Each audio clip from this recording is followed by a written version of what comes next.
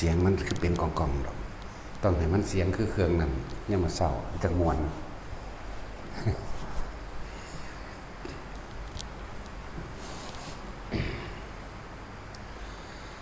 เดี๋ยวเสียง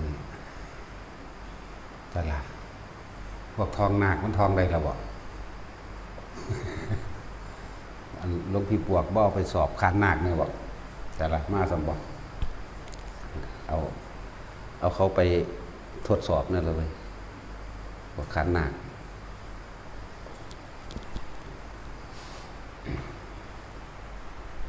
อยู่หลายมือแล้วมันพ่อใดเรามั่งป่านนี่เนาะพวกคานนาคกันนะหลายมือแล้วพ่อใดแล้วล่ะก็สิเราเสริมหรือว่าสร้างมันพูดขึ้นมาให้เราเกี่ยวกับการทรงชาติเจริญชาติการมีตัวอย่างในครั้งสมัยพุทธกาลคือนางขุชุตราเป็นผู้เลิศในการเข่าชาติทรงชาติเจริญชาตินางขุชุตราที่นางศิริมาเอานำห่อนเนยใส่ไปเทใส่หัวเล่านั่นแหละตัวอย่างอานิสงส์ของการทรงชาติหรือเจริญชาติหรือเข่าชาติออกชาติก็ว่าไปนางขุชุตราใหญ่ขึ้นแล้วแต่นั่งกับเศรษฐีแต่ว่าเป็นเศรษฐีที่ว่าเป็นมิจฉาทิฏฐินั่นแหละอยู่ตั้งหลายปีแล้วก็บ่ได้มีโอกาสได้ทำบุญในพุทธศาสนาจักเทื่อ ในที่สุดแล้วก็เลยต้องไปจ้างนางศิริมานั่นในให้มานอนกับผัวเจ้าของเองเป็นเวลาหลายมื้อในเงิน15,000 กหาปณะ จ้างเขาเพื่อว่าสิขอโอกาสในการนิมนต์พระสงฆ์องค์เจ้ามีพระพุทธเจ้าเป็นประธานมาทำบุญเพราะว่าเล่านั้นบ่ได้ทำบุญมานานถูกกักขังตัวไว้บ่ให้แล้วก็มีแต่พวกอาจิรกะพวกชี้เปลือยพวกเปื่อยซึ่งเขานับถือพวกนั้นนะพวกอาจิรกะนั่งกับบ่ได้คอยได้ทำบุญเลยเขียนจดหมายไปหาพ่อแม่ว่าขอเงินจาก15,000 กหาปณะสีมาจ้างนั่งศิริมาแล้วก็เป็นค่าจ้างให้เขามานอนน้ำผัวแทนนี่คือประวัติของนางขุชุตรา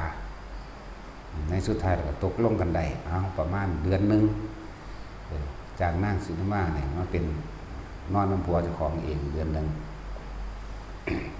แล้วก็ได้นิมนต์พระพุทธเจ้ามารับภัตตาหารเป็นอาทิตย์พุละสับเปลี่ยนกันระหว่างพระสงฆ์แน่พระพุทธเจ้าคือมามือสุดท้ายหรอกสับเปลี่ยนกันกับพระสงฆ์องค์เจ้าเสมอแต่ละมือแต่ละเว้นเล่าค่ะขมุกขมุมอยู่กับการเป่าไฟทำอาหารหน้าดำคำเครียด แต่ว่านั่งมีความสุขเลื่อนเลิศบนเทิงแต่ว่าทรงชาติตลอดเลยจำว่าทรงชาติตลอดเอาอาการปิติอันใดอันหนึ่งมาเป็นเครื่องยืนยันว่าเป็นผู้ทรงชาติเจริญชาตินั่นแหละ บางที่มันก็เข้าสู่อัปปนาชาติเนี่ยเข้าโดยว่าได้นั่งนิ่งแต่ว่าแบบในมือใกล้สิเบิดสัญญาล่ะสิเหลืออีกใกล้สิเบิดสัญชาติครับผัวเพิ่นมายืนอยู่หน้าต่างเห็นเมียน่ะเอามือเสร็จเหือตามคิ้วตามหน้าผากดำหน้าดำมอมแม่มบอกยังไงมอมแม่มแต่ว่าก็ยิ้มให้กันได้ครับผัวแต่เพิ่นมีความสุขผัวกันก็ยิ้มใส่แต่ว่าในใจของผัวว่าโอ้ยโง่แทนที่จะมีความสุขกลับมาเป็นขาทาสหลับใส่พวกสมณะหัวโลนได้เห็นว่าสิได้ประโยชน์อย่างไรแต่ว่ายิ้มใส่กันอยู่แต่นางนี่ก็ยิ้มรับเพื่อกันแต่นางศิริมาน่ะหลงตัวเองเข้าใจว่าตัวเองน่ะเป็นเมียเศรษฐีอันนั้นแหละเข้าใจว่า เกิดความหึงหวงเขาตีเกิดความหึงหวงเด้แลนลงมาเนี่ยจิตอยู่ในใจว่ามื้อนี้จะต้องเอาน้ำต้มน้ำต้มเนยใสลาดหัวนางว่าซั่นแล้วลงมาหอดไปเฮ็ดจังซั่นอีหลีแต่ว่านางสิริมาเนี่ยเป็นผู้รู้รับทราบในความรู้สึกของคนอื่นได้เนี่ยอันนี้ทรงการทรงชาติอันหนึ่งเด้อทรงชาติจะเลื่อนชาติหรือเข่ามันทรงมันออกมันก็แล้วแต่เพิ่นรู้เด้ตอนที่แลนลงมาจากบันไดในปราสาทหาสั้นนั่นแหละแลนลงมาเพิ่นฮู้ว่าผู้นี้จะต้องตักน้ำราดเพิ่นตั้งสัจจะที่ฐานขึ้นเลยหากข้าพเจ้าโกรธนั่นหากข้าพเจ้าโกรธแม้เพียงวาระจิตใดวาระจิตหนึ่งความคิดใดความคิดหนึ่งขอให้น้ำร้อนนั้นจงลวกให้ข้าพเจ้าได้เกิดความเจ็บปวดแสบร้อนนะหากข้าพเจ้าไม่มีความโกรธแม้แต่เพียงนิดหนึ่งน้อยหนึ่งน้ำร้อนนั้นไม่อาจสามารถจะกระคายผิวของข้าพเจ้าได้เลยเนี่ยเป็นหนึ่งนั่นแหละอำนาจของคนที่จิตมีกำลังเข้ามาจิตมีกำลังกับกำลังอันเกิดขึ้นจากการทรงชาติเจริญชาตินั่นแหละจิตมันผ่อนคลายมันบ่คิดบ่นึกบ่กังวลบ่ร้อน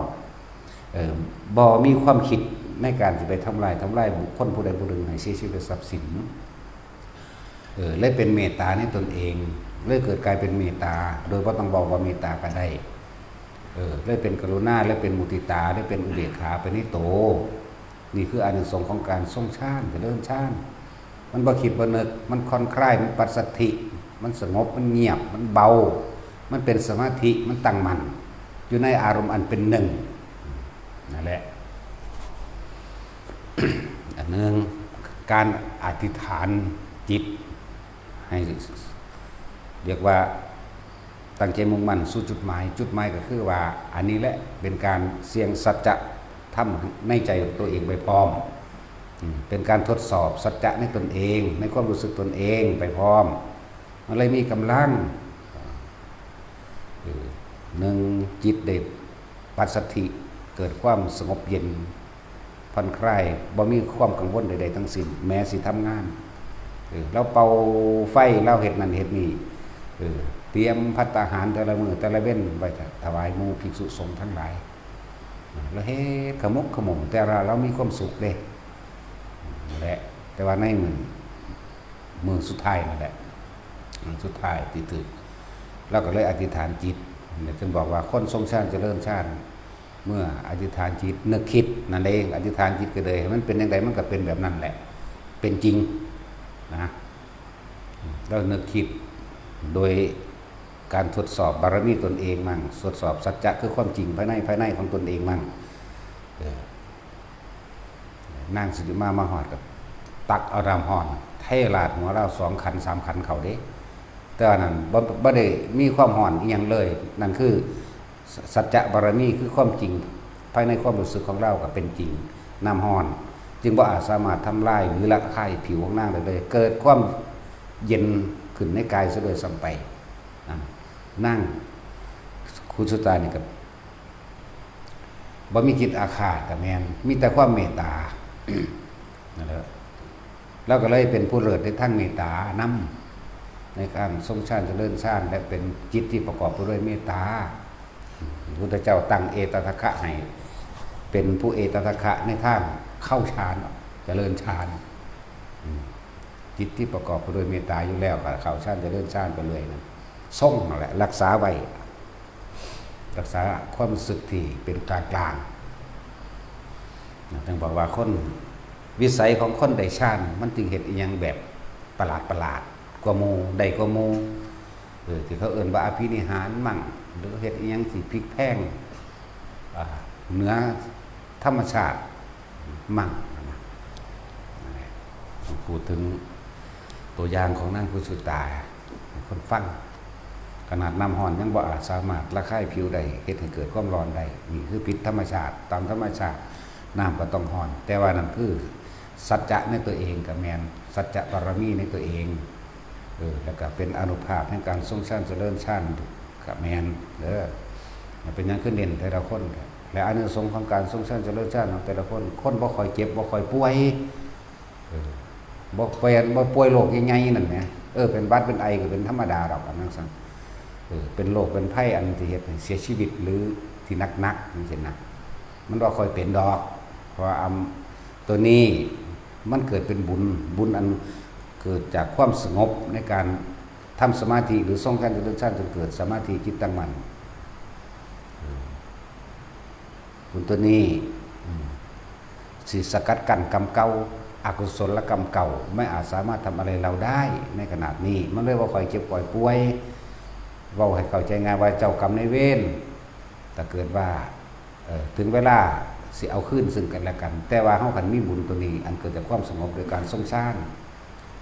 เลยเปรียบเทียบกันว่าเป็นดุจดังทองคำเปรียบแบบโลกว่าเป็นดุจดังทองค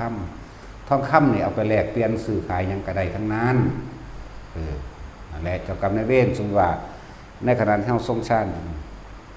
มาถึงเฮาปุ๊บโอ้กูเอาบุญดีกว่าเว้ยก็เลยเอาโหสิกรรมไปและจึงเฮ็ดให้ฐานะการเงินฐานะการงานตลอดทั้งการติดต่อการเงินการงานที่ใดก็ช่างเกิดความสมหวังในโภคทรัพย์สมหวังในโภคทรัพย์ พอจิตใจคนมันบ่ได้คิดกับวนกับว่ายในความอยากได้อยากเป็นความโลภมันเกิดบ่ได้เหลือตั้งแต่อันสิ่งที่ว่าสัมมาอาชีโวก็ว่าไปเป็นจิตใจมันได้พักผ่อนก็ว่าไปนั่นแหละโรคภัยไข้เจ็บก็บ่ค่อยเป็นแล้วสึกทำการชิ้นใดส่วนมากไปในทางที่สำเร็จแต่ก็ล่ะนั่นแหละเป็นในทางที่สำเร็จบัดนี้สิเว้าเรื่องนางคุจุตาต่อเมื่อเทน้ำใส่หน้าใส่หัวเราบ่แล้วน้ำห่อนบ่อาจสามารถระคายเครื่องผิวได้เลยเกิดกลายเป็นความชุ่มเย็นและบำรุงผิวไปเลยเฮ็ดให้ผิวพรรณเพิ่นพุดผ่องใสขึ้นเป็นที่น่าอัศจรรย์คนใส่ของนางคุจุตาลุ่มกระถือทำลายตีนั่งคิดได้บัดนี้อ้าวกูนี่ถือเขาจ้างมากกูเป็นแค่ว่านั่งบำเรอโสเภณีเองนี่หว่าได้คิดได้ก็ได้นางคุจุตานี่แล่นเข้าไปหามก่อนเด้เข้าไปกอดเขาไว้อย่าถึงนี่คือคนมีพระคุณนี่เป็นคนที่มีบุญคุณแก่ฉันจะทำลายเพื่อนของฉันใครทำลายคนนี้ดูดังว่าทำลายฉันเขาก็ได้เลิกเห็นบ่นี่เมตตากรุณามุทิตาความอุเบกขานำนั่นแหละก็เลยเลิกเขาก็เลยบ่กระทืบสิริมากับย่อเมื่อขึ้นนั่งยองย่อเมื่อขึ้นกราบลงที่ตีนของนั่งคุจุตาก็เลยว่าบอกว่าแม่หญิงหรือนายหญิงข้าพเจ้าได้หลงลืมสติไปบ่รู้ในฐานะแห่งตนขอแม่หญิงได้อภัยและโปรดอโหสิกรรมให้แก่ข้าพเจ้าด้วยเถิดนางคุจุตาจึงกล่าวว่าถ้ามารดาของเราอภัยให้ท่านเราก็จักอภัยให้ท่านเช่นกันคำว่ามารดาบิดานะบิดาของเราเอิ้นมารดาคนเอิ้นว่าบิดาถ้าบิดาของเราอภัยให้ท่านเราก็จักอภัยให้ท่านเช่นกันหมายถึงพระพุทธเจ้าได้คำว่าบิดาหมายถึงพระพุทธเจ้าบ่แม่นเศรษฐีที่เป็นพ่อทั้งโลกนั่นแหละ เมื่อไม่มาพุทธเจ้าก็เสด็จมากันได้เป็นจังหวะได้โอกาสเข้าไปกราบทูลพุทธเจ้าเรื่องนั้นเรื่องนี้พุทธเจ้าโอ้ยมันก็อโหสิกรรมอยู่แล้วเนาะโทษนั้นไม่มีแก่เธอถ้าเธอคิดใหม่ก็ถ้าเธอคิดผิดก็จงคิดใหม่เสียเถิดทำนี้ไม่ทำร้ายใครนั่นแหละวันนี้ก็หันมาไหว้นั่งคุจุตรานั่งคุจุตราบิดาของเราได้ให้อภัยเธอแล้วเราก็ให้อภัยเธอเช่นกันกับบิดาแห่งเราจึงได้โอกาสเพิ่นเลยแสดงธรรมในการที่แสดงธรรมนั่งสิริมาเลยบรรลุโสดาบันแต่ว่านั่งคุจุตราในตำราบอกว่าบรรลุพระสกิทาคามีเป็นขั้นที่2ก็สิแม่นตัวคนที่บรรลุโสดาบันคุณธรรมของโสดาบันศีลบริสุทธิ์ไม่คิดทำลายเบียดเบียนใครให้ผู้ใดผู้หนึ่งชี้ทรัพย์สินตลอดทั้งคนและสัตว์2ยอมรับความตายเป็นธรรมดาบ่มีความเกือบแค้นเราสงสัยเรื่องของความตายแต่คนอื่นตายมีความเสียใจมากนิดหน่อยเราดึง จิตกลับขึ้นมาได้ท่านนั่นแหละ แล้วก็ไม่สงสัยเรื่องของกรรมหรือเชื่อธรรมเอาธรรมเป็นใหญ่เชื่อธรรมเชื่อกรรมเชื่อผลของกรรมบ่สงสัยลังเลในเรื่องของกรรมพร้อมแต่ทุกอย่างย่อมมีเหตุนั่นแหละนี่คือคุณธรรมของพระโสดาบันเด้อที่เพื่อเขาเจ้าแปลว่าถือถึงพระรัตนตรัยเป็นที่หนึ่งที่เขาเจ้าแปลมาในตำราว่าจังสั้นไม่สงสัยในคำสั่งสอนพระพุทธเจ้ากับแมนอยู่บ่ผิดพระพุทธเจ้าสอนความจริงให้เชื่อกรรมเชื่อผลของกรรมกับแมนเดี๋ยวถึงว่าไม่สงสัยในธรรมเชื่อกรรมเชื่อผลของกรรมก็ได้บ่สงสัยในคำสอนพระเจ้าก็ถูกได้ทั้งนั้นนี่คุณธรรมพระโสดาบันศีลบริสุทธิ์บ่สงสัยเรื่องความตายคือยอมรับตามความเป็นจริงว่าทุกคนเกิดมาต้องตายนี่อันที่สามนั่นแหละจังหวะนี้คือคุณธรรมพระโสดาบันนะเพราะเข้าใจว่าศีลบริสุทธิ์เชื่อกรรมเชื่อผลของกรรมไม่สงสัยเรื่องแห่งธรรมสัตว์ทั้งหลายต้องมองเป็นไปตามกรรมแล้วก็ย่อมรับความตายบ่ถกเถียงที่เขาเจ้าแปลมาว่าพระโสดาบันละสักกายทิฏฐิไม่ถูกอันที่แปลมายังไม่ถูกถ้าละสักกายทิฏฐิทั้งหมดต้องเป็นอนาคามีภูนแต่ที่ว่าละสักกายทิฏฐิทั้งหมดนั่นแหละบ่แมนเด้อก็ย่อมรับความตายนึกถึงความตายหรือย่อมรับความตายบ่หวั่นไหวกับความตายแค่นี้บ่แม่นละสักกายทิฏฐิถ้าละสักกายทิฏฐิโหมันอนาคามีจักบ่ล่ะรูปเวทนาสัญญาสังขารวิญญาณหุ่นมันต้องละอันประเภทนี้เหลือตัวเดียวนึงทำความเข้าใจกันไหม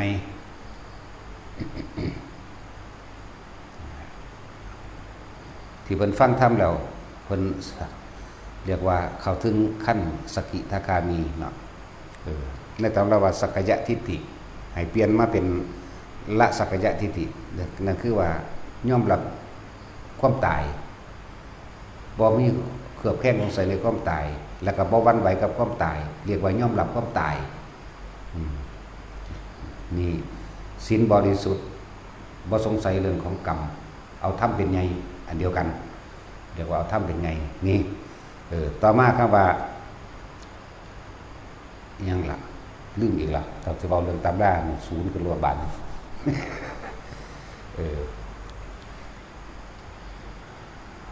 สักกายทิฏฐิวิจิกิจฉาสิกรตุปามาสปฏิฆะปฏิฆะก็คือว่าบ่อาฆาตไหมบ่อาฆาตแค้นนี่ปฏิฆะความอาฆาตแค้นบ่มีแต่ว่าความโกรธยังมีอยู่วื้อขึ้นเข้าเดียวหรือหยุดลงบ่ปรุงแต่งต่อในความอาฆาตแค้นคม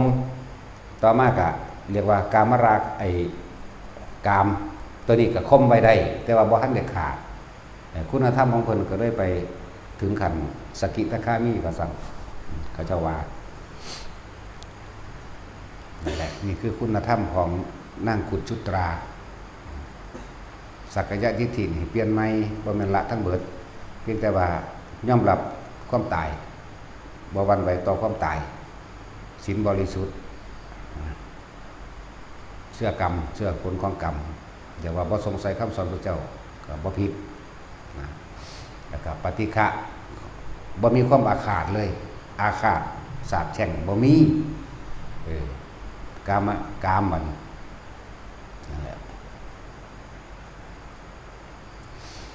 กามราคะคมใดคือบ่ค่อยมีอารมณ์มีอยู่บ่ทันได้ขาดถ้ามันขาดแล้วมันอนาคามีอยู่แล้วเรียกว่าคมใดได้เพิ่นทำอันนี้นี่คือพูดถึงว่าเพิ่นเป็นผู้เลิศพระพุทธเจ้าก็เลยบอกว่าเพิ่นเป็นผู้เลิศทางเข้าฌานออกฌานตลอดทั้งการทรงฌานเจริญฌานและก็เป็นการเจริญเมตตาพรหมวิหารเป็นในตนบหาต่างๆเมตตาแบบเฮาเว้าออกก็ได้แต่ว่ามันมีของมันเองในตัวของเองอยู่แล้วแล้วก็เป็นผู้บ่คอยมีโลภเป็นผู้มีอาพาธน้อย ในความหมายคนลักษณะนั้นนั่นแหละเวลาอธิษฐานสิ่งใดตั้งใจมุ่งมั่นสู่จุดหมายในจุดใดจุดหนึ่งเพ่งอยู่ในอารมณ์ที่เป็นหนึ่งสำเร็จเหมือนกับการที่เพิ่นใส่สัจจะและอธิษฐานว่าถ้าเพิ่นโกรธแม้เพียงนิดหนึ่งน้อยหนึ่งขอให้น้ำมันจงได้ทำลายผิวพรรณของเพิ่นเองนั่นเองให้น้ำห้อนลวกได้อันนี้แต่ในอันนี้กับน้ำห้อนก็กลายเป็นเย็นได้นั่นแหละบัดนี้เฮานำมาใส่แบบนี้ได้บัดนี้อันนี้สิเรียกว่าปกิณกะพิเศษเด้อฟังดีๆเป็นหมวดของการปกิณกะคืออานิสงส์ของการทรงชาติหรือเรื่องชาติที่พวกเข้าฝึกกันอยู่เดี๋ยวนี้สามารถที่จะช่วยเหลือผู้อื่นได้ด้วยสามารถยายเกี่ยวฮีเขี้ยวก็ฟังดีๆแต่ของก็เห็นเอาเองน้ำแน่อย่าให้แต่ผู้อื่นเห็นให้หลายตอนมันบ่เป็นอย่างเขี้ยวฟังอยู่บ่เดียวนี่ก็เลยขาเปื่อยอยู่เห็นบ่ล่ะตอนเพิ่นแข็งแรงอยู่ทันแลนบ่ขยันเนาะบาดป่วยสิตายแล้วจังคิดพ่อเห็นบ่นี่ให้ผู้นั้นซอยให้ผู้นี้ซอยหีเขี้ยวหลายเป็นสั่นแหละเนาะจะเกี่ยวหีเขี้ยวฟังอยู่บ่นอนอยู่โรงพยาบาลนั่นนะตัวเองทำเองมั่งตัวเองก็ทำเองเอา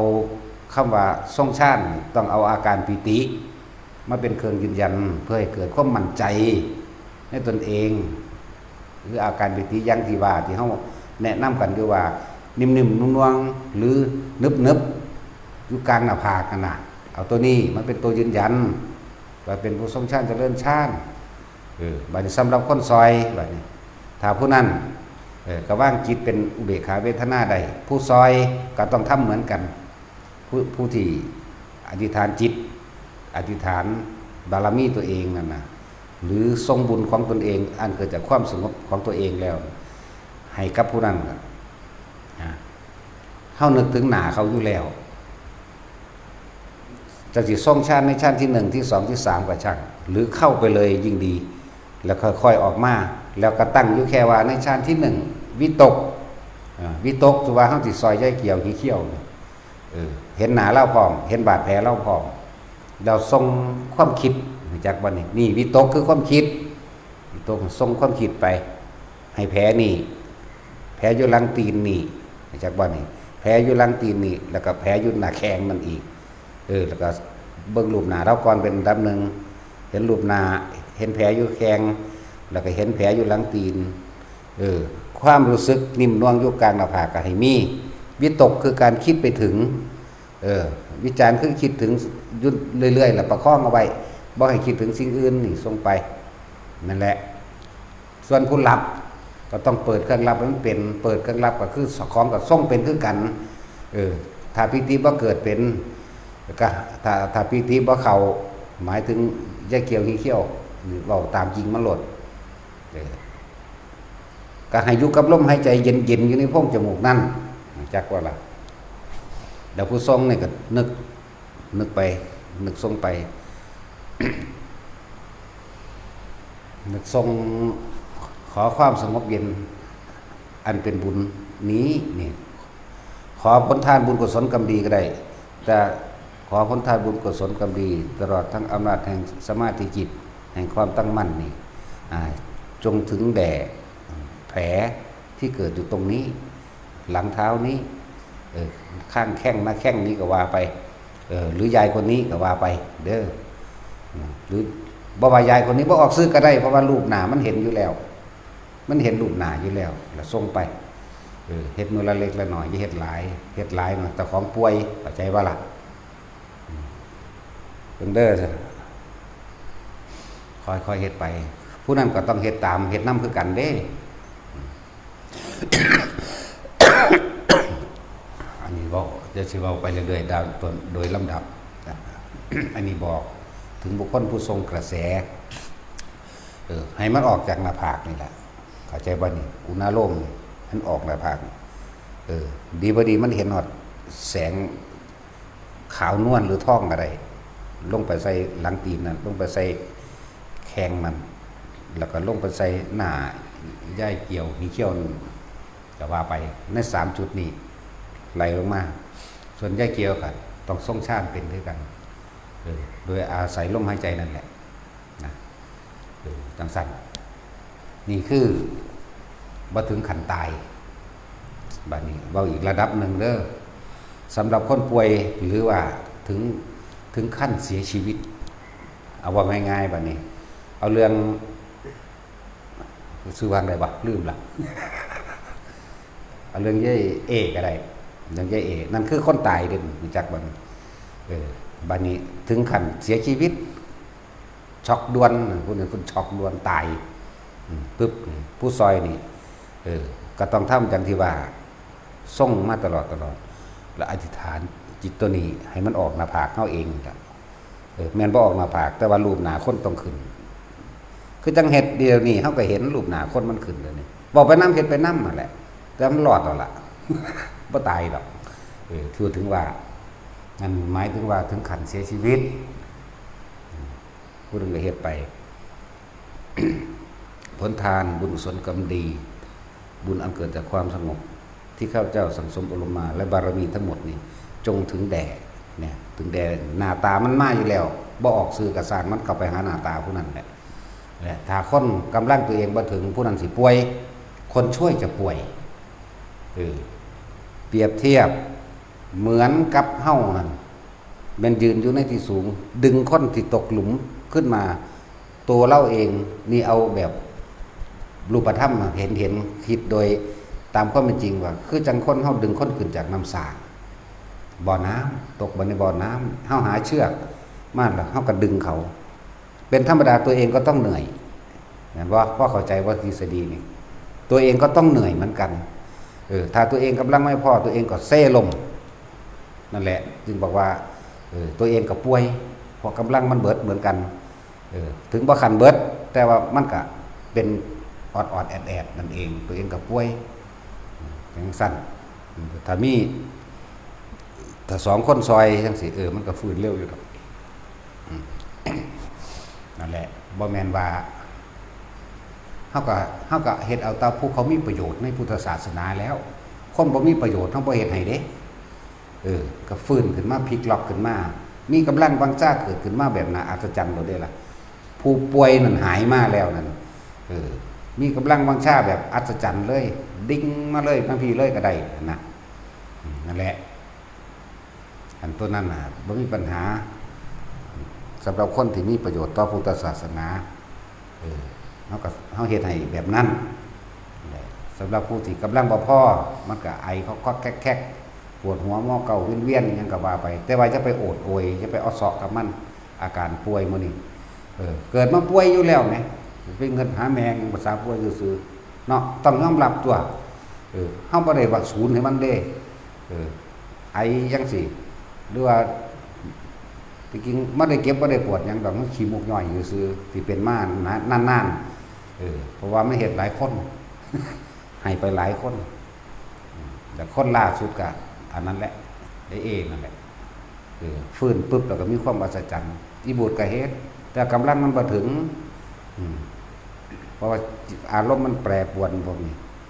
หรือว่ามันท่านเศร้าเป็นมึนบ่ละหรือมีอยู่ก็บ่ฮู้จักละขนาดเฒ่าบัดนี้ล่ะแต่บ่เป็นหยังดอกงามคือเก่าล่ะ อารมณ์แปรปรวนขนาดน้องก็บ่ยิ้มได้อีหานี่ เข้าชาติแล้วพวกนั่นแหละมันเป็นทางสั้นกับป่วยเป็นธรรมดาแต่เจ็บกำลังมันตกบอกยังไงกำลังมันตก เหมือนกันกับเขามีเงิน100ถ้าเขายืมไป10 บาทหรือ20 บาทเงินเขากับต้อง100หล่อลงบ่เต็มเข้าใจบ่ล่ะกำลังคนก็เหมือนกันคือทางเขาดึงใส่เสือกดึงคนจากน้ำจากบ่อเขาก็ต้องเมื่อยเป็นธรรมดากับเซตลาเป็นธรรมดานี่คือเปรียบเทียบจึงบอกว่าอานิสงส์ของการทรงชาติเจริญชาติมีมากเห็นได้หลายอย่างอยู่อุทิศบุญจังสิคำว่าอุทิศบุญก็อาศัยจิตตั้งมั่นขึ้นมาดีแล้วนี่ก็ออกจากหน้าผากไปเลยก็ได้และ สามารถเห็นได้นะเพียงแต่เฮานึกถึงหน้าตาเขาแม้คนบ่เคยเห็นกันคือจังเขาถ่ายรูปมาให้จังซี่ ถ้าบ่มีประโยชน์ต่อศาสนาบ่มาซ่าเด้ว่าคนมันมีประโยชน์ตายซ่าแล้วเด้แต่ว่าบ่ค่อยเว้าปานใดผมทันสิเสือกตายอีหลีที่เว้าเล่นๆที่มันตายตั้งใจเว้าแต่ว่าบ่มีเจตนามันคนละอย่างกันเด้เว้าไปซื่อๆอันนั้นแบบคนละอย่างกันจึงบอกว่าคนที่มีฌานคนที่มีกำลังของฌานมันเป็นสมาธิมันจิตตั้งมั่นแล้วคนพวกนี้บ่ค่อยฟุ้งซ่านบ่ค่อยคือความคิดของเขาบ่ไปหาทำลายผู้ใดมันบ่คิดออกนี่ล่ะจึงเกิดกลายเป็นกำลังใดกำลังบุญก็ว่ากำลังกุศลก็ว่ากำลังแห่งเมตตาพรหมิหาร4ก็ว่าอยู่ในนี่ทั้งเบิดนั่นแหละเขาจึงเฮ็ดอีหยังได้สำเร็จทั้งที่เขาบ่อยากได้ดอกเขาบ่อยากได้ดอกมันวายยังมันต้องเป็นโลดมันต้องมีโลดมีผู้หามาให้เขาก็ได้สรรหาเองว่าไปร้อยๆซื้อมันก็เป็นของมันดอกจึงบอกให้ทุกคนว่าพากันตั้งใจเฮ็ดมันมีอย่างมากกว่านั้นแม้นคนที่ตายในการทรงชาติเจริญชาติอย่างต่ำคือพรหมโลกอย่างต่ำเลยเด้นี่สั่นเฮ็ดไปเรื่อยเฮ็ดไปเรื่อยนั่นแหละเวลาใดเฮาบ่สบายตามลูกเขาว่าเวลานั้นคือเฮาใส่กำลังภายในซอยคนที่เขาหนักซอยคนที่เขาหนักสั่นมันก็เลยเกิดการเสถลามั่งเป็นธรรมดาลูกเขาว่าป่วยบ่สบายเป็นธรรมดาอันนี้มันเป็นแบบนี้เรียกว่าปกิณกะหรือบ่มีในตำราแต่ว่าก็เป็นประสบการณ์ส่วนตัวบอกให้ฟังถ้าเฮาป่วยหนักๆถึงขั้นตายก็อีกอย่างนึงแต่ซ้ำมื้อนี้ก็ซอยผู้อื่นมันก็เลยต้องเสียกำลังเป็นธรรมดาเสียกำลังมันบ่เสียไปไสดอกว่ามันก็สร้างเอาใหม่ได้คราวเดียวแล้วถ้าผู้นั้นหายปุ๊บเฮาก็หายคือกันหายนั่นแหละจังว่าอันนี้บอกฟังผู้อันเฮ็ดอยู่เรื่อยๆป่วยเด้บ่ธรรมดาเด้บ่แม่นอิหยังสิบอกเขาเอาเด้คนบ่มีประโยชน์ต่อศาสนาหรือบ่แม่นคนที่บ่มีบุญคุณต่อเฮาจะไปเฮ็ดสนใจหรือสิมาเป่าให้แน่หรือบ่เป็นตาสร้างติ่งพื้นแมงโลดสิเป่าอย่างนั้นจริงๆเขาเจ้าบ่ได้เป่าดอกผู้เขาจะเฮ็ดจริงๆเขาเจ้าอาศัยกำลังฌานเองจับปุ๊บปิติขึ้นทั้งหน้าผากปั๊บเขาเจ้าอธิษฐานเขาไปใส่เอาเองดอกนั่นแหละเป่าเป็นกุศโลบายซื่อๆดอกบัดนี้เลยมีคนออกไปเรียนแบบบอกว่าทานนั้นคาถานี่พุ่มๆพำๆแต่ถ้าท่านถ้าเป่าเพียงสัตว์สี่ที่มันบ่เศร้าว่ามันมีกำลังหยังมีแต่กำลังตัณหามีแต่ความอยากได้มัน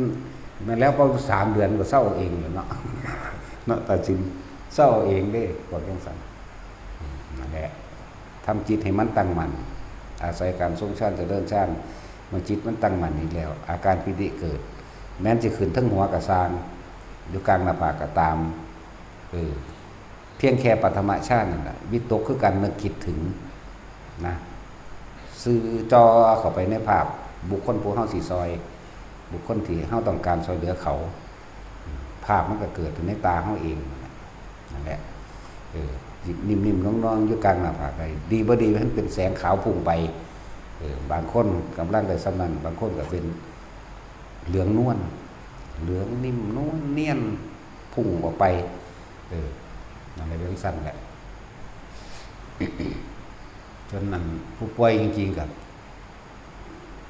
มาปฏิบัติธรรมอยู่แล้วก็พ่อเข้าใจอยู่แต่ว่าผู้บ่รู้จักหยังนี่น่ะไอ้ซอยกูแน่ถ้าเขาบ่เฮ็ดให้ก็ด่าเขาอีกง่านี่ว่าดิเหยียบข้อตัวเองยังบ่ซอยเหลือตัวเองสิผู้ใดซอยเนาะอย่างสั้นล่ะแต่เขาก็มีทุนเดิมอยู่แล้วเฮาก็มีทุนสูงกว่ามันเติมกันมันก็เต็มได้ของพวกนี้เบิดบ่เป็นดอกก็สิว่าเบิดแต่ว่าก็เสียกำลังอยู่ซื่อๆเรื่องมันขึ้นมาใหม่ยิ่งแข็งแกร่งกว่าเก่าดอกยิ่งซอยคนแบบนี้แข็งแกร่งกว่าเก่าแต่หากก็เลือกอย่าเมตตาแบบโง่ๆต้องฮู้จักว่าอันใดควรอันใดบ่ควรเด้ก็ตัวเองก็กำลังตกเหมือนกัน บางถ้ากำลังตกบางที่กำลังใจก็อาจตกอยากว่าอาจตกโอ้ปฏิบัติธรรมก็มีแต่เก็บไข้ได้ป่วยกับจังซี่นาก็มีนะก็แม่นอีหลีนั่นแหละยิ่งคนปรารถนาพระนิพพานเนี่ยอุ้ย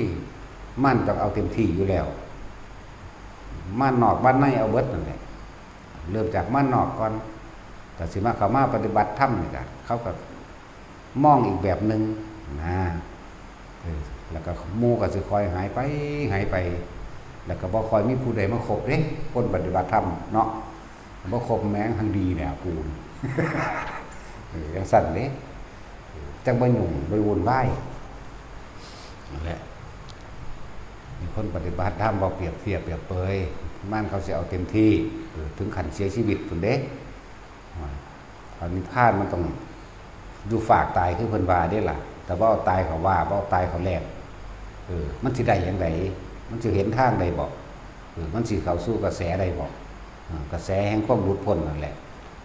โสตปัฏฐิยังคะ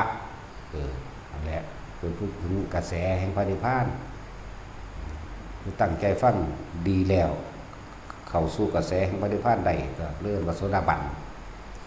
ว่าครุ่มไว้คำว่าโสดาบันเป็นคำใหญ่เป็นคำครุ่มไว้จะมาแยกว่าแบบ7ชาติแบบ3ชาติแบบ1ชาติถ้ากันเข้าใจไหมเด้อคำว่าสักกายทิฏฐิเนี่ยคำว่าคุณธรรมของพระโสดาบันละสักกายทิฏฐิแต่คำว่าละนี่คือมันต้องทั้งหมดเป็นอนาคามีเลยอันนั้นเบิดเลยรูปราคะอรูปราคะบ่มีเลยเป็นแหละละคำว่าละสักกายทิฏฐิรูปบ่แม่นของตนเวทนาสัญญาสังขารวิญญาณไม่ใช่เราไม่ใช่เขาไม่ใช่สัตว์ไม่ใช่บุคคลนี่พี่มันรุ่นพี่ไปเด้ละอารมณ์มันก็บ่เกิดโดยทั้งเพศพร้อมนี่ตัวยืนยันคำว่าอนาคามีจากโกรธก็บ่มีดอกนะแต่อารมณ์ทั้งเพศก็บ่มีนี่ตัวยืนยันของพระอนาคามีเด้อนี่คือสักกายทิฏฐิจังสิชื่อแต่ว่านี่ถ้าคุณธรรมของพระโสดาบันคือยอมรับความตายไม่เถียงแล้วก็ไม่สะทกสะท้านกับความตายไม่หวั่นไหวแล้วก็เห็นตามความจริงว่าความตายนี่หลีกเลี่ยงบ่ได้จึงเป็นปกติธรรมดาบ่มีความยานความตายบ่มีว่ายอมรับความตายหรือนึกถึงความตายนั่นแหละที่สองคือเชื่อกรรมเชื่อผลของกรรมบ่สงสัยธรรมะที่พระพุทธเจ้าออกมาสอนที่สามคือศีลบริสุทธิ์คำว่าศีลบริสุทธิ์เนี่ยเป็นคุณธรรมที่รองรับพระอริยเจ้าทุกอย่างโสดาสกิทาคาอนาคาจนถึงอรหันต์บริสุทธิ์แบบนี้เหมือนกันยังแต่ความของเกี่ยวเท่านั้นและนี่คือคุณธรรมโสดาบันบ่แม่นละสักกายทิฏฐิแต่ยอมรับความตายนี่ต่างหากละสักกายทิฏฐิจริงๆนะเขามันอนาคามีพูน3อย่างเท่านี้สั้นที่เขาเจ้าแปลสักกายทิฏฐิละสักกายทิฏฐิเฮาสิบอกให้เข้าใจไหมว่าคือยอมรับความตายไม่สงสัยความตายบ่หวั่นไหวกับความตายเนี่ยยอมรับเรื่องของกรรมอีกไม่สงสัยธรรมที่พระศาสดาสอนก็ว่าคือยอมรับธรรมเอาธรรมเป็นไงในความจำความเป็นจริงเลยเลยจะเอาเรื่องธรรมหรือว่าเข้าใจอีกก็เลยต้องยันลงมาเพื่อเกิดความเข้าใจศีลบริสุทธิ์แค่นี้บัดนี้ที่เขาจะแปลสักกายทิฏฐิเนี่ยก็เลยให้คนเข้าใจซะวิจิกิจฉาความลังเลสงสัยสิก็ว่าคำว่าความลังเลสงสัยไม่สงสัยในคำสอนพระเจ้ากับพระพิษถูกต้องอยู่อันนี้แต่ว่าวิจิกิจฉาไม่สงสัยเรื่องของกรรมคุ้มไว้แล้วก็เขาจะว่าฉาบฉวยรูปคำศีลสั่นมันบ่แมนเด้ศีลต้องบริสุทธิ์เลยเด้อนี่ตั้งหากเด้อ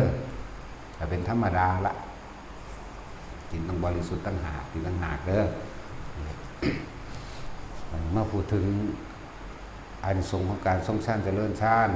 จิตมันตั้งมั่นดีแล้วมันก็มีกำลังเมื่อมันมีกำลังแล้ว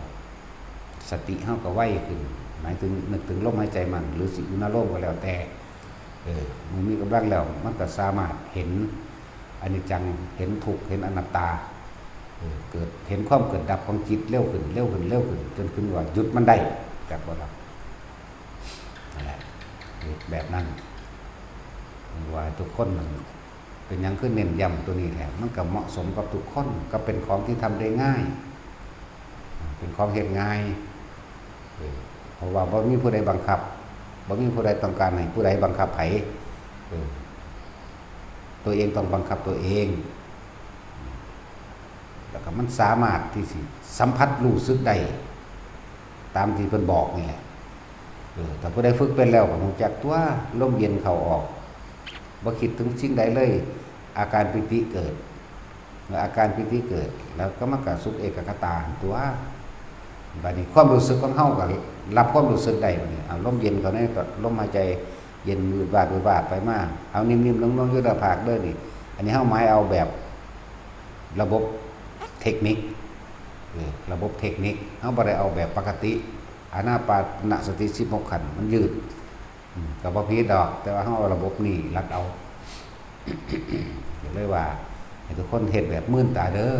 นะเหลือบตาดูปลายจมูกตนเองแล้วหายใจเข้าถ้าคนคิดมากก็เลยต้องเอาคำคิดมาแทนด้วยอาการคิดว่าหายใจเข้าพุทหายใจออกโทหายใจเข้าพุทหายใจออกโทแต่ว่าลืมตาดูปลายจมูกตัวเองก้มจักน้อยเพื่อบ่ให้ข้อมันตึงมันเก็บมันแต่นานหน้ามันสิบ่สบายตาเพื่อให้ตาสบายแบบสบายก้มลงเบิ่งปลายจมูกตัวเองแล้วหายใจเข้าพุทหายใจออกโทเข้าพุทออกโทเข้าพุทออกโทบ่เกิน5นาทีดอกแต่เฮาบ่คิดเสียหยังซะเลยต่อไปนั้นน่ะก็เลยเกิดความนิ่มๆนวลๆหรือนึบๆหรือตึงๆตรงกลางระหว่างคิ้วหรือหน้าผากนั่นเองนี่คือเอิ้นว่าฌานขั้นต้นปฐมฌานภาษานั้นว่าวิตกวิจารปิติสุขเอกคตาเอกะแปลว่าหนึ่งอารมณ์ตั้งมั่นเป็นหนึ่งนี่แหละไปฝึกเอายืนเดินนั่งนอนให้คล่องเสียก่อนส่วนชั้นที่2น่ะเดี๋ยวมันเป็นขึ้นเองดอกไม่คิดบ่มีความคิดชั้นที่2ย่างไปธรรมดาเนี่ยนึบขึ้นกลางคิ้วกลางหน้าผากเฮาเองดอกนี่จึงบอกว่าปีติสุขเอกคตาชั้นที่3ในภาษาเพิ่นว่าสุขเอกคตาคือความสงบนั่นแหละสุขก็ดีสุขอันเกิดจากความสงบอันยังสิไปเสมอด้วยเกิดจากความสุขใดที่จะเสมอด้วยความสงบไม่มีก็เรียกว่าสุขเอกคตาในความรู้สึกของเฮาโล่งโปร่งโล่งเบาๆก็เรียกว่าจิตก็เบากายก็เบาซึ้งลึงก็ว่า มันเกิดจากคำที่เทียบเด้เอาความรู้สึกมาเป็นภาษานี่มันไม่ธรรมดาเด้บางที่ก็คล้ายกับจำยังบ่ได้นั่นแหละตัวที่3ตัวที่4มันเป็นสักวันก็เว้าอยู่ดอกว่าเว้าเรื่อยๆอยู่ดอกตัดความรู้สึกทางนอกนี่ความรู้สึกทางกายตาหูจมูกลิ้นและสัมผัสทางกายบ่มีพุ่นไปรู้อยู่หม้องนึงว่างๆมีสติรู้อยู่กับความว่างนะประมาณบ่ได้ทันอีซีคือมันเข้าแต่ว่านี่เฮาเอาทรงนอกนั้นให้มันเป็นเราเองแล้วเพิ่นจึงว่าคนมีฌานทรงฌานนะเป็นคือจะไปหาคิดหาเหตุผลกับเขาเถาะเพิ่นเรียกว่าอาจินไตยมีอยู่4อย่าง1โพธิวิสัยของพระโพธิสัตว์พระพุทธเจ้าฌานวิสัยบุคคลผู้ทรงฌานมีฌานเฮ็ดอีหยังได้แปลกๆจังซั่นโลกกินดาคือเรื่องของโลกกำเนิดโลกแล้วก็เรื่องของกรรมแต่เฮาสิไปเอามาตรฐานอันใดอันหนึ่งเข้ามาเป็นมันยากคือหยังในเรื่องของกรรมมันเป็นเรื่องที่สลับซับซ้อนคืออย่างจิตดวงแรกเกิดขึ้นอย่างไรจังซี่จะไปหาอยู่ไสล่ะหาอยู่หม้องใดมันก็สุดบ่เป็นของมันเป็นวงกลมของมันเป็นวัฏฏะของมันเวียนไปหมุนมาถือว่าหาที่สุดหาต้นบ่ได้หาปลายบ่มีหรอกก็เลยว่าอดีตบ่ควรคิดอนาคตมันก็มาพันถึงนั่นแหละเพิ่นจึงให้เฮาเอาอยู่ในปัจจุบัน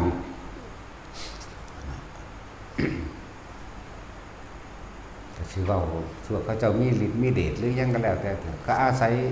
ฌานเบิดนั่นแหละอาศัยฌานเบิดนั่นแหละจะให้การเพ่งอยู่ในความรู้สึกที่เป็นหนึ่งสะก่อนมันก็ค่อยเป็นไปนั่นแหละแม่นมีหรือบ่มีก็ช่างเถอะก็ต้องมีคือเก่าพวกสุขวิปัสสกะก็ต้องมีฌานคือเก่า แต่จิตมันบ่ตั้งมั่นน่ะเป็นสมาธินั่นน่ะมันจะเอาหยังไม่เห็นความเกิดดับในความคิดของเจ้าของเองก็มีคือเก่าหรือว่าสมถะหรือวิปัสสนาก็เกิดต้องตีคู่กันไปการทรงฌานเจริญฌานตัวนี้เลื่อนว่าสมถะกับวิปัสสนาตีคู่กันไปบ่มีอะไรยิ่งอะไรย้อนมันจึงจะเป็นไปถ้าได้ยิ่งเกินไปบางคนก็มักเข้าฌานแล้วติดความสงบแบบนั้นไปเลยบ่เดินปัญญามันก็เลยบ่ได้บรรลุคุณวิเศษอันนั้นแต่ว่าเก่งกระทั่งเข้าฌานสิก็มีแต่ว่านี่เฮาเฮ็ดส่งไปนำกันเลยสมถะวิปัสสนาตีคู่กันเลยเฮ็ดไปนั่นแหละความรู้สึกเจ้าของสิบอกเจ้าของเองดอกว่าเจ้าของบรรลุธรรมอันใดก็ดีบ่ต้องไปถามไผเฮาตอบเจ้าของเองเมื่อรู้ว่าสิ้นแล้วก็รู้ว่าสิ้นแล้วตัวเอาผู้ใดมายืนยันใหม่นั่นแหละเอาตัวเองนั่นแหละยืนยันเอาอารมณ์นั่นแหละความรู้สึกสิพอใจกับบ่พอใจนั่นแหละมาเป็นเครื่องตรวจสอบตัวเองเด้อแต่ความพอใจยังมีอยู่กับความบ่พอใจก็มีคือเก่านั่นแหละถึงว่าเอาตัวนี้เป็นเครื่องยืนยันตัวของเองอย่างคุณธรรมของโสดาบันจังซี่ก็บอกไว้แล้วยอมรับในความตายคือเป็นว่าคิดถึงความตายเป็นปกติทุกมื้อนั่นแหละเนาะว่ายอมรับความตายนี่เฮ็ดจังได๋ก็หนีบ่พ้นตายแน่คนเฮาก็เกิดมาแก่หากินซ้ำตายกล้าก็ตายกลัวก็ตายทั้งไม่กล้าทั้งไม่กลัวก็ต้องตายคือมันยอมรับมันเป็นปกติของมันยอมรับบ่คิดสิหลีกสิหนีแล้วก็บ่หวั่นไหวในความตายแต่ตายก็คือยอมรับว่าสิตายเลยตั้งใจตายเลยแล้ว แล้วก็บ่สงสัยเรื่องของกรรมบ่สงสัยคำสอนพระพุทธเจ้าว่าเอาธรรมเป็นไงเป็นผู้ถึงธรรมตามความเป็นจริงแล้วนะศีลบริสุทธิ์นี่แหละสัมมาสีรพตุปรามาสเป็นผู้ไม่มีความประมาทแล้วในเรื่องของศีลหมดความประมาทแล้วเป็นผู้มีศีลที่ตั้งมั่นเป็นยังละเป็นผู้ศีลบริสุทธิ์นั่นแหละถ้าสิเว้าสมาทานแต่ละยังละเจตนาแต่วิรัตสมุเฉทแต่วิรัตเป็นสมุเฉทศีลแบบเป็นปกตินี่คือธรรมโสดาบันสกิทาคามีก็คือเป็นผู้บ่มีความอาฆาตปฏิฆะบ่มีความอาฆาตถึงสิมีความโกรธอยู่ก็จบเร็วแต่ว่าบ่อาฆาตบ่สาปแช่งนะกามราคะนี่ก็ข่มได้ซื่อๆบ่แม่นขาดถ้าว่ายับขึ้นไปอีกบัดนี้รูปราคะบ่มีความยินดีพอใจในรูปอรูปราคะบ่มีความยินดีพอใจในอารมณ์เนี่ยก็จังเป็นธรรมของพระอนาคามีนั่นแหละสกิทาคามีว่าไปแล้วอนาคามีว่าไปแล้วอรหันต์บ่มีอารมณ์ความรู้สึกในความพอใจและบ่พอใจอีหยังคือบ่มีความยินดีในโลกนี้อีกแล้วเห็นโลกเป็นสุญญตาอยู่ในวิโมกข์ทั้ง4นั่นแหละจิตตวิโมกข์มั่งวิโมกข์มั่งล่ะอันนี้มิตตวิโมกข์มั่งล่ะแล้วแต่นั่นแหละคือว่าอยู่กับความว่างสิเว้าไปตามโลกทำท่าศูนย์ซื่อๆดอกแต่ว่าว่าจังซั่นมันก็บ่เลิกนะเหมือนกันนั่นแหละกับพวกเฮาถูกรังแกเป็นทางเฮาคือบ่ตอบตัวเลยทันทีเพราะเรารู้เราผ่านอะไรมามากต่อมากเรารู้ว่าอะไรควรหรือไม่ควรเฮาก็ให้อภัยมาตลอดนั่นแหละอย่างสั้นแต่ว่าอีกฝ่ายหนึ่งไม่ยอมเลิกลาเฮาก็จำเป็นต้องปกป้องตนเองเป็นธรรมดาและความว่าปกป้องตนเองบ่แม่นแต่เฮาเด้มันเยอะๆในหลายๆคนน่ะเฮ็ดเพื่อผู้อื่นว่าทุกๆหลายๆคนยังมีความหวังหรือว่าเป็นอยากเป็นที่พึ่งอยู่เฉพาะเฮานั่นโอ้โหบ่เฮ็ดหยังก็ได้บ่แม่นหนีเขาแต่ว่าปกป้องเขาด้วยการหนีก็ได้บ่อยากให้เขาบาปเฮาก็หนีไปแล้วไปนี่ที่จริงไม่ใช่กลัวไม่ใช่กล้าพร้อมนั่นแหละแต่ว่านี่ก็เป็นธรรมดาปกป้องไว้เพราะเป็นสถานที่รองรับคนตกทุกข์ได้ยากคนเดินทางไกลคนไฟถ้ำก็ว่าจึงต้องปกป้องตนเองแต่พอใส่วางสิก็บ่เข้าใจหรอกจังหวะเว้าเรื่องอานิสงส์ของการทรงฌานเจริญฌานเด้อแม้กระการซอยเหลือคนป่วยคนเจ็บ หรืออุบัติเหตุต่างๆบางอย่างเขาก็รู้อยู่แต่ว่าบอกว่าใดถ้าเว้าไป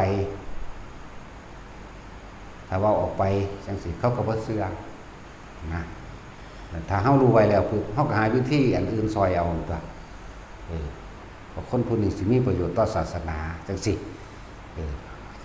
ก็ให้ความรู้สึกเฮามันเห็นปุ๊บถ้าบอกมันก็บ่เชื่อกูดอกมันก็ไปคือเก่าก็อาศัยกำลังบารมีแห่งตนครอบคุมมันไว้ทุนมันเองมันก็มีอยู่แล้วครอบคุมมันไว้อธิษฐานจิตสัมผัสลงไปทุ่มชื่อเรียกว่าสามารถทำหุ่มโคค้นไว้ได้1 ว่าจังซี่ก็เฮ็ดไปนั่นแหละเวลามันเกิดอุบัติเหตุร้ายแรงถึงขั้นเสียชีวิตหรือพิการมันก็บ่เป็นหยังนิดหน่อยบาดเจ็บนิดหน่อยส่วนเสียทรัพย์สินก็เป็นธรรมดากับมันเสียไปนั่นเลยเนาะก็ตั้งหากหรือคนที่อยู่ทางอื่นทางไกลแม้กระทั่งขึ้นเครื่องบินอยู่ก็สร้างอะไรจังว่าหลายๆอย่าง อาจจะเป็นปากิณกะธรรมเด้อแต่ว่าบอกให้ฟังคือบางคนอยู่ทั้งเครื่องบินเกิดเสียหลักยังก็แล้วแต่ในคนพวกนั้นนึกถึงครูบาอาจารย์องค์ใดองค์หนึ่งที่เจ้าของเคารพนับถือจักว่าล่ะนึกถึงหน้าเพิ่นโลดใส่คำว่าหลวงพ่อช่วยด้วยคือเขาเป็นมานั่นแหละก็ได้หลวงพ่อช่วยลูกด้วยปึ๊บหน้าเพิ่นก็ขึ้นมาหน้าเพิ่นขึ้นมาแสดงว่าจิตเฮาตั้งมั่นเป็นปฐมฌานแล้วใจบ่ก็เลยเป็นฌานด้วยความรักษาเจ้าของนั่นแหละแต่ก็อาศัยซื้อด้วยการนึกถึงเพิ่นแต่ก็บ่แน่เพิ่นอัดคลุ้มอยู่ในหันก็ได้จักว่าล่ะคลุ้มอยู่ในหันพอเพราะว่ามันซื้อกันได้อยู่แล้วล่ะเฮาก็มีเขาก็มีมันจังซื้อกันได้ถ้าเขาบ่มีหยังเลยเอิ้นซื่อๆคือแค่ว่าเอาอันปกป้องกับความแค่นั้นแต่ว่าแต่ละมื้อบ่นึกถึงแหมมันก็บ่อาจสามารถเพราะต่อของบ่มีทุนบ่มีความเคารพจักว่าล่ะคือกันแหละกับคนว่าเขาสายหรือว่าเรียนอันนั้นดีเรียนอันนี้แต่ว่าไปซื้อว่าแขนไว้ซื่อๆแต่ว่าตัวเองกันบ่ฝึกบ่ปฏิบัติตา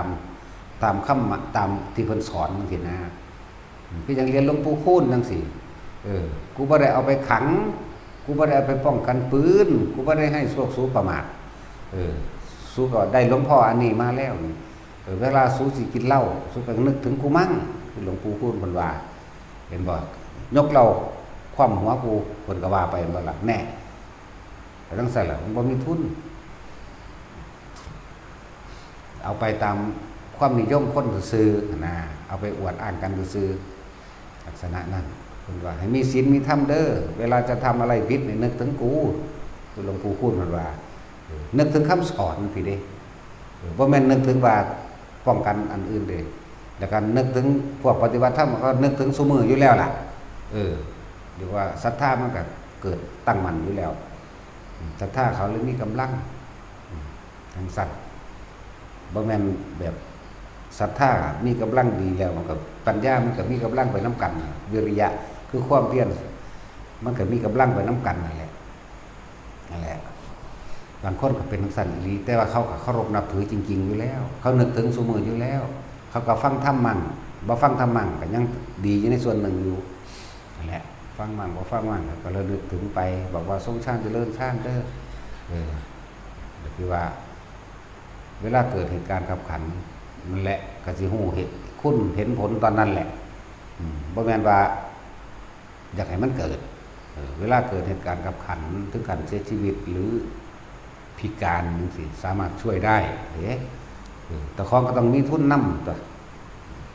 ดูซื่อๆเพิ่นไปซอยบ่ซอยได้สาวบ่มีประโยชน์บ่ตามนี้แหละ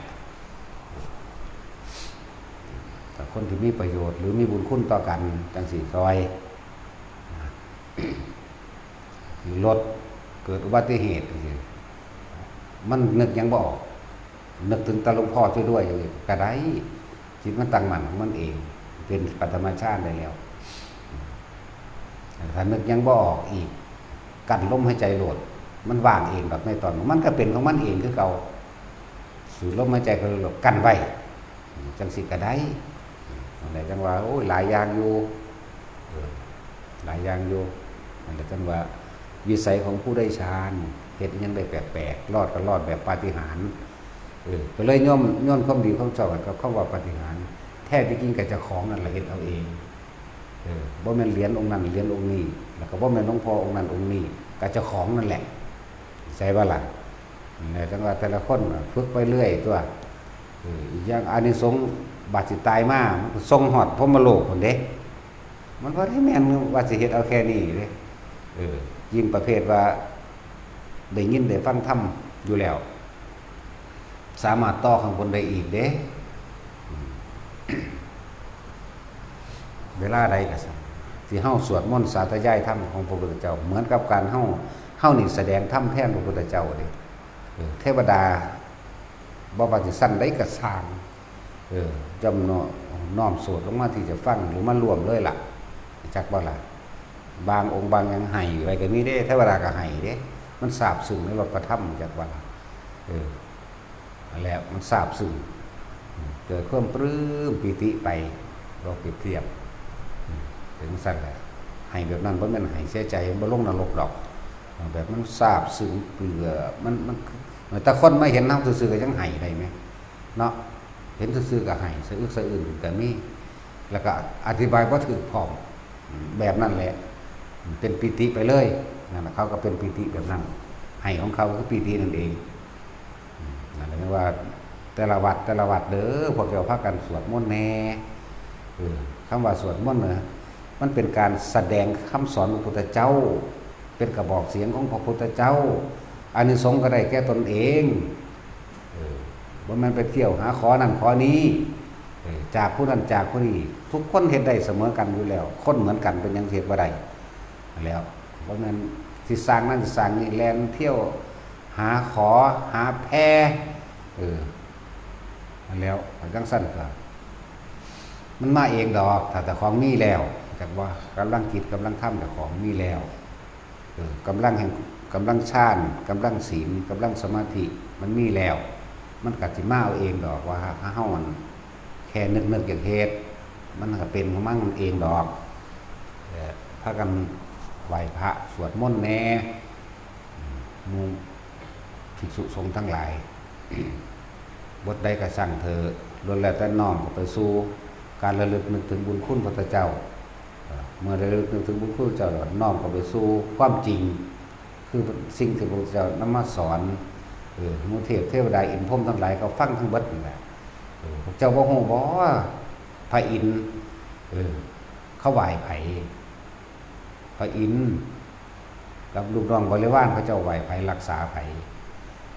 บุคคลมีศีลธรรมคนทำประโยชน์เพื่อโลกเลี้ยงมารดาบิดาด้วยแล้วก็เลี้ยงครอบครัวโดยสุจริตเพราะว่าผัวว่าเมียนี่เวลาเขาจะออกตรวจนี่คนที่สวดมนต์สาธยายอยู่หม้องใดก็สร้างปึ้งมาโลดเขาจะมาดอกเขาแยกภาคมาดอกทางนี้มาดอกแหละอานิสงส์มันต่างหลายสวดมนต์ก็ดีบ่แม่นว่าบ่ได้หยังเด้คนบ่มีตาก็ว่าบ่ได้หยังแล้วเนาะคนมีตามันก็ฮู้อยู่ดอกว่ามันมีหยังได้หยังมากกว่านั้นอีกคำว่าสวดมนต์พุทธเจ้าก็อาศัยแสดงธรรมพุทธเจ้าแสดงธรรมบัดนี้เพิ่นตายแล้วเพิ่นบ่ได้มาแสดงแล้วพวกเฮาเลยเอาธรรมที่เพิ่นแสดงนั่นน่ะมาสาธยายต่อจากบ่ล่ะมาสาธยายมาบอกต่ออย่างสั้นอะไรเพิ่นบอกว่าพากันสวดมนต์แน่พากันภาวนาเดินจงกรมแน่ทำสมาธิแน่คิดตั้งมั่นแน่แต่บุญมันเกิดขึ้นแบบนี้คือความสงบใต้ตัวเองเกิดความสงบได้แล้วมันก็ได้เห็นอย่างหลายๆอย่างนั่นแหละเห็นตามความเป็นจริงเห็นอนิจจังเห็นทุกข์เห็นอนัตตาเห็นสัตว์โลกเป็นไปตามกรรมเห็นหอดกรรมของผู้อื่นล่ะโอ้มันเห็นแบบนี้มันเลยไปแบบนี้ล่ะมันตกนรกแบบนี้มันเป็นเปรตแบบนี้พวกนี้ถือกันมรรคผลนิพพานเพราะว่าทำอนันตริกรรมแบบนี้หรือพวกนี้โอ้ไปดูถูกพระว่าถึงขันอนันตริยกรรมก็สร้างเลยกันมรรคผลในศาสตร์นั้นๆของเจ้าของไปก็มีสินะหลายแบบหรือนี่ว่าเห็นกรรมของเขาก็ได้สิทั้งที่บ่อยากเห็นหลายอย่างจะดอกเห็นนี่ยังแปลกๆก็ว่าไปมาพากัน คำว่าสาธยายธรรมสวดมนต์เป็นการแสดงธรรมของพระพุทธเจ้าเด้อถึงแม้ว่าหมู่เราสาวกเพิ่นสิแต่งขึ้นมาใหม่ก็สร้างก็เป็นการระลึกนึกถึงบุญคุณของพระพุทธเจ้าคือบทพระหงมหากรุณิโกจังซี่ก็เป็นการแต่งขึ้นมาใหม่แต่ว่าเป็นการแต่งโดยสัจจะเฮาระลึกถึงพระพุทธเจ้าว่าสนะนางกินจมานิกาแบบใดสนะสร้างนาราคิลิ่งแบบใดสนะพวกอันนิคล้นแบบใดสนะพญานาคอันนั้นอันนี้แบบใดนี่เป็นการสัจจะพูดไปตามความเป็นจริงแล้วถึงจะเป็นบทแต่งใหม่ก็ดีล้วนแล้วถ้าเป็นคนระลึกถึงบุญคุณเป็นคนที่มีความอ่อนน้อมถ่อมตนทำตัวนั่นน่ะลึกถึงคุณของเพิ่นก่อนแล้วบทได้กระสร้างบ่แม่นการขอร้องบ่แม่นการอ้อนวอนแต่ว่าเป็นการใส่สัจจะยิ่งเป็นบทที่พระองค์เป็นผู้พาว่าเอาเองมันบ่กี่บทเด้ที่พระพุทธเจ้าเฮาว่าเอาเองเขาว่าปริตเนี่ยเมื่อกี้บทดอกบทญาณีจังซี่บทกรณีจังซี่วิรูปเขจังซี่ฉัตทันตปริตวัตกะปริตโมระปริตมหาธารณะปริตสรการวิสุทธิ์จังซี่แล้วส่วนทั้งปัญญาจังซี่ก็เป็นพัทธรรมจักรอนัตตรกนะอธิตะปริยยะสูตรด้วยว่าด้วยอายตนะมื้อนี้นั่นแหละเมื่อกี้บทดอกที่พวกเฮาสวดๆกันอยู่อย่างนี้แหละบางที่คำว่าอันนี้อาการวัตตาสูตรความเป็นมาและเหตุแห่งความสำเร็จ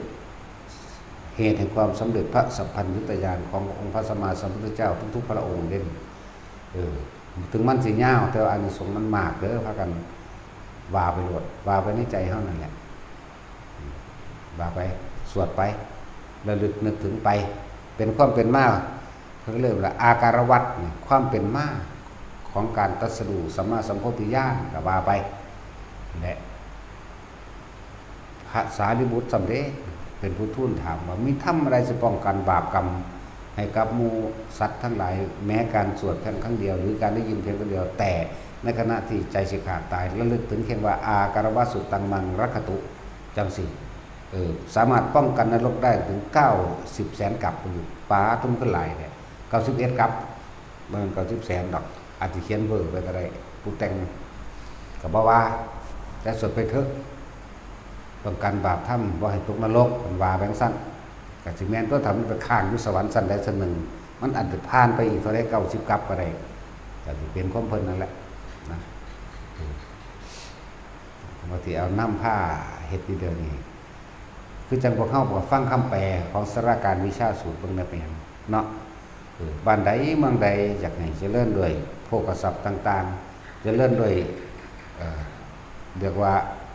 ต้นอ้อยต้นฝ้ายหรือช้างม้าวัวควายสัตว์ในบ้านต่างๆไม่โทมนัสขัดใจสัตว์เลี้ยงทั้งหลายอยู่ในโอวาทฟังความเฮาเขาหน้า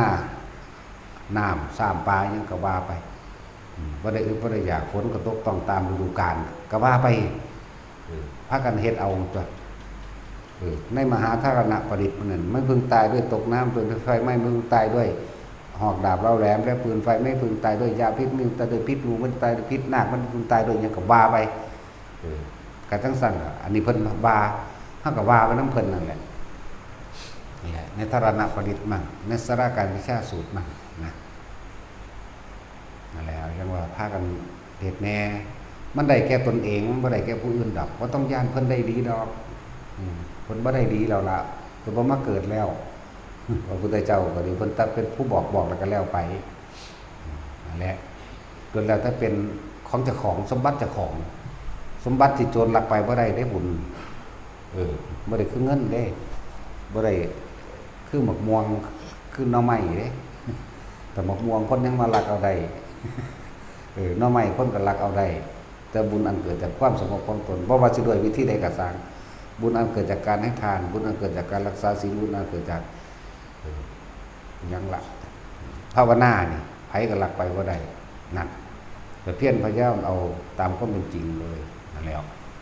เป็นของเจ้าของเบิดเฮ็ดได้ก็สร้างก็ยังมาเกิดอีกก็ทุกข์อีกคือเก่าหม่องบ่ทุกข์มีหม่องเดียวตรงนั้นทุกข์ทั้งนั้นเกิดเป็นหยังก็สร้าง